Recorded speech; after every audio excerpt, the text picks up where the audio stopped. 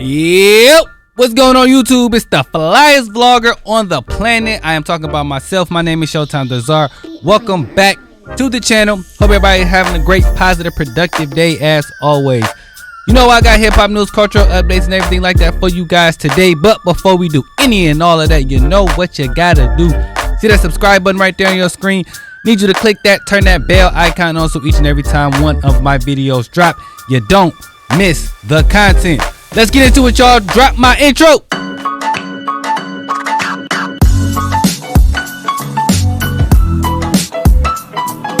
Alright guys, so let's start with this. So I seen that my comments about Kyle Rittenhouse ruffled a few feathers, and I'm okay with that. And normally I don't respond to comments just because I said my piece and I leave it up to you guys to have a dialogue in my comments, you know, and that's what I want. However, I feel like there was some things that I said that people were getting confused, and I just want to clarify. When I say that he had no business being there, I don't mean legally. I'm not telling this kid where he can and can't go. That's not what I mean. I mean, he shouldn't have been there based off of his intentions. Meaning, he went there to harm people, right? He was 16, 17 years old at the time, and he had a firearm, which is illegal in the state of Wisconsin, right? And he was going there to defend the building because people were planning on rioting, or they were rioting and burning down stuff, and he didn't want that to happen to his building. Okay, I get that. Or not his building, but I guess the building held some type of significance to him. Whatever. The point is, that's not his job. He's not a police officer. Somebody else said he was going there to deliver fire extinguishers and medical aid kits to people. Okay, whatever. Even if that was the case, I haven't heard that part of the story, so I just think that's made up. But even if that is the case, you don't need a semi-automatic weapon to do that. I don't know any EMTs that have semi-automatic weapons where they go help people, so why does he need one? The point I'm making is, that's not his job. He's not a police officer. He's not an EMT. He's a child. He should have stayed in a child's place. I never once said the whole thing was racist because he killed white people. And I said he was acting in self-defense. However, he wouldn't have to have acted in self-defense had he not been there. That's all I want to say about that. I don't know how y'all mix that up, but I'm clarifying it so y'all understand where I'm coming from. Okay?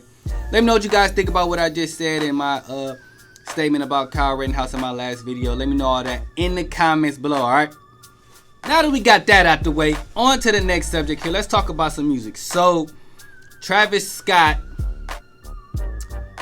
sat down with Charlamagne Tha God, and I wanted to talk about this Friday, but I couldn't get to it. I was busy.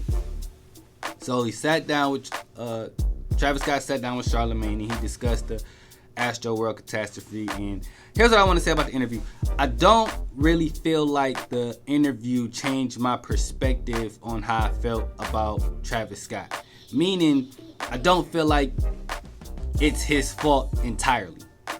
He might take some of the blame, and he should take some of the blame. It's his name on it, right? But a lot of you guys are trying to say, well, he incites riots. He says in his music he wants people to start riots at his concerts. Well, a lot of musicians say things in their music that don't mean go do it. You know what I'm saying? Like, a lot of musicians might say, I want people to, run up on stage at my shows, but you can't do that, you know. So I'm not agreeing with that portion of it, what you guys are saying. Like, he said he won't riot. Yeah, okay, I hear you. I'm not saying he should say it, but I'm also saying that if they told you to go jump off a cliff, are you going to do that? I know that sounds like something your parents would say, but come on, like, use your common sense, even though I know common sense is not common to everybody, but okay, let's just start there. And again, I might be a little bit biased just because I am a fan of Travis Scott. However, I don't feel like you can say that it's his fault after listening to his side. And he said that he's on stage, and he described what it's like on stage is what I'm getting at. the how he can't really see, how he's got the things in his ears, how it's so much commotion and chaos going on as a performer, and he's performing in front of 30, 40, 50,000 people. You can't make out every single face. You can't see the faces all the way in the back, all the way at the top, all the way, you know what I'm saying? There's people everywhere. So I don't think he was trying to have somebody get hurt at one of his shows. It just unfortunately happened. Now, again, prayers, healing energy to those family members who lost people. They ain't trying to hear that. And I understand that. They're suing Travis Scott and everyone involved. I understand that. But at the end of the day, the people who weren't there and the people who are like me just speculating and giving their opinion, from what I can tell, the situation just got out of hand for unforeseen reasons.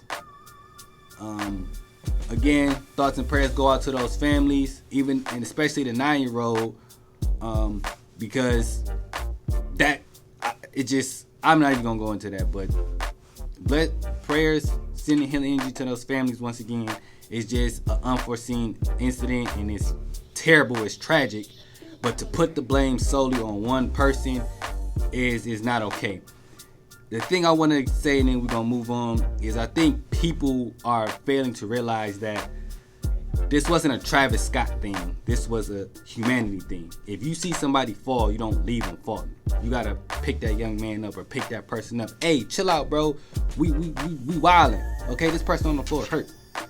That's all. Let me know what you guys think in the comments below, alright? Alright, guys, and the last thing I want to discuss with you guys today before I get up out of here. So, Lando Bando of the Hip Hop Lab sat down with both Royce the 5'9" and Icewear Vezzo. Not at the same time, but he did 2 separate interviews. And they talked about Detroit rap scene, right? And Eminem and why he doesn't get the love that he so rightfully deserves from Detroit artists.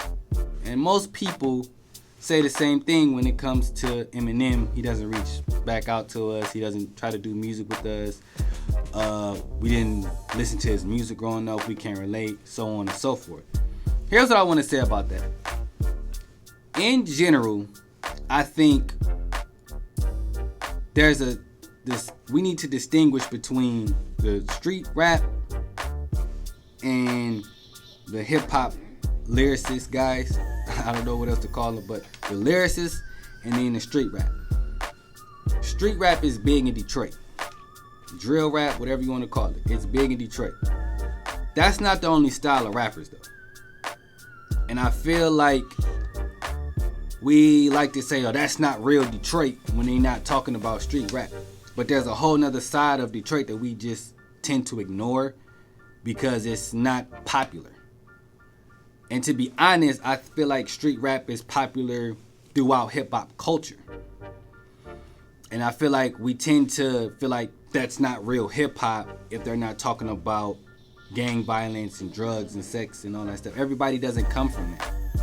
And there's a lane for hip hop artists there's a lane for artists who don't talk like that or didn't live that lifestyle. You know what I'm saying? And Big Sean is good for connecting or bridging that gap between the street rappers and the lyricists. Okay? And I'm using this just because I feel like you could just be a rapper and connect with whoever you want to connect with. If you like their music, you can make a song with that person. And I feel like that's why people don't rock with Eminem like that. You know what I'm saying? We respect him as a lyricist, but it's just, we say that it's not real rap because he's not talking about street stuff. But again, if that's not who you are, you have to be who you are. Because then when you're posing or you faking it, we're going to call you out on it. So I just think, and everybody that claims that they relate to street rap, they didn't grow up like that either. It's just a popular thing. I do think, however, what Icewear Vezzo said was key in that Eminem does need to reach back out to these Detroit artists and bring them up a little bit more. You know what I'm saying? Put these guys, and I don't want to say put them on, but acknowledge that they exist. Royce did it. You know, he's a little bit more connected And I feel like Eminem is too disconnected. And I feel like people would respect him more. We respect him as a lyricist, but we don't respect the fact that he just doesn't give us that I see you. You know what I'm saying? I see you, Icewear Vezzo. I see you, Babyface Ray. I see you, Sada Baby. You know what I'm saying? Royce does it, but Royce isn't Eminem. Big Sean does it, but Big Sean isn't Eminem. See what I'm saying? That's just my opinion. Let me know what you guys think about the interview Lando Bando conducted with Icewear Vezzo and Royce the 5'9". There's no beef between none of those guys. It's just, you know, people's opinion. Let me know what you guys think in the comments below. But that's all I got for you guys today. If you guys enjoyed this video, you know what to do. Like, comment, share, subscribe. And until next time, I'm out of here, y'all. Peace.